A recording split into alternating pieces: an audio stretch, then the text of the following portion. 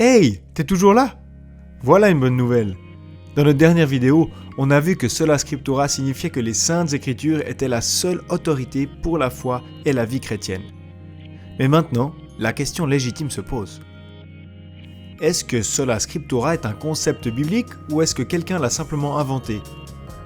Ça serait quand même assez embarrassant si le concept qui légitime un livre ne peut même pas être trouvé dans le livre, non?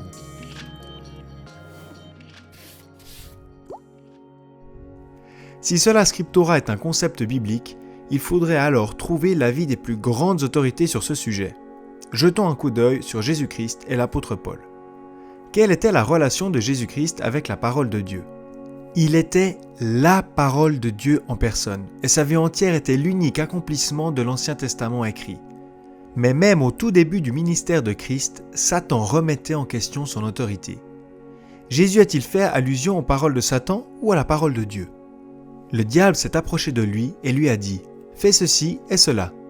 Et ce qui est intéressant est que Jésus ne lui a pas répondu comme le Fils éternel de Dieu, mais comme un homme.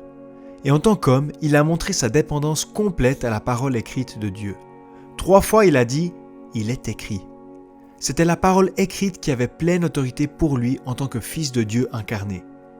Dans Jean 10, verset 35, il confirme son argument avec les mots « L'écriture ne peut être anéantie ». Cela nous montre que Jésus-Christ a vécu et enseigné sola scriptura. C'était la condition de base pour vivre de façon dépendante en tant qu'être humain sur la terre. Et Paul? Lorsqu'il doit donner des réponses devant le gouvernement pour sa foi en Actes 24, 14, 16, Paul base sa position exclusivement sur la parole écrite de Dieu. Il dit « Mais je te confesse bien ceci, que selon la voie qu'ils appellent secte, ainsi je sers le Dieu de mes pères, croyant toutes les choses qui sont écrites dans la loi et dans les prophètes. » La vie de Paul, du début à la fin, était complètement sous l'autorité de la parole de Dieu. Une des dernières paroles de Paul à Timothée a été « Toute l'écriture est inspirée de Dieu et utile pour enseigner, pour convaincre, pour corriger, pour instruire dans la justice, afin que l'homme de Dieu soit formé et équipé pour toute œuvre bonne. » Ce qu'il dit ici est que la parole écrite est complètement suffisante pour diriger tout dans la vie de quelqu'un qui veut vivre sous la direction de Dieu. Dans 1 Corinthiens 4, 6, il met même en garde contre le fait d'aller au-delà de ce qui est écrit. Nous avons donc vu qu'aussi bien avec le Seigneur qu'avec le grand apôtre, l'exclusivité est donnée à la parole écrite.